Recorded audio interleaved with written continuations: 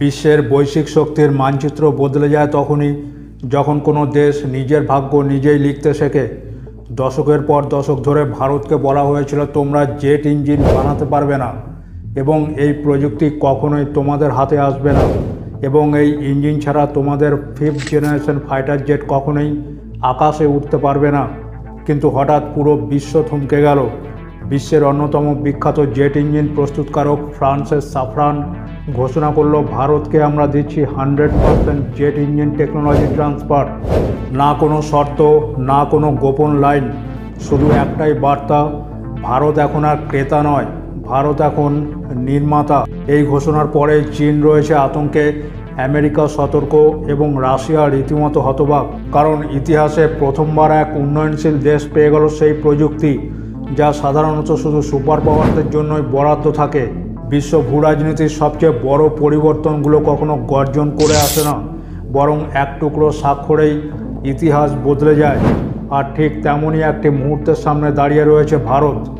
যেই দেশ কয়েক বছর আগেও আমদানির ওপর নির্ভরশীল ছিল, আজ সেই ভারত বিশ্বের অন্যতম পাওয়ারফুল ফাইটার জেট ইঞ্জিন প্রযুক্তির 100% মালিক হতে চলেছে ফ্রান্সের সাথে এক অভূতপূর্ব চুক্তির মাধ্যমে।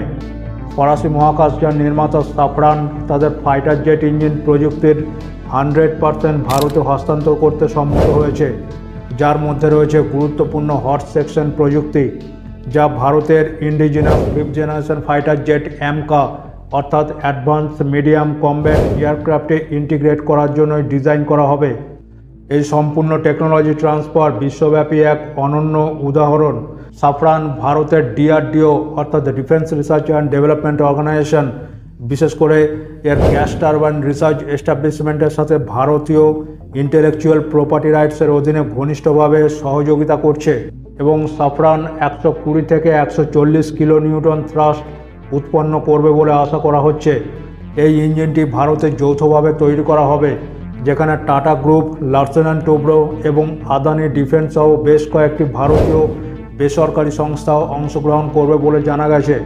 প্রায় $7 বিলিয়ন ব্যয়ের এই পরিকল্পিত কর্মসূচির লক্ষ্য হল আগামী 10 থেকে 12 বছরের সময়সীমার মধ্যে 9টি প্রোটোটাইপ ইঞ্জিন তৈরি করা, যার মধ্যে 2028 সালের মধ্যে প্রথম প্রোটোটাইপ ফ্লাইট টেস্ট এবং 2035-এর মধ্যে ফুল ফ্লেজড প্রোডাকশনের আশা করা হচ্ছে।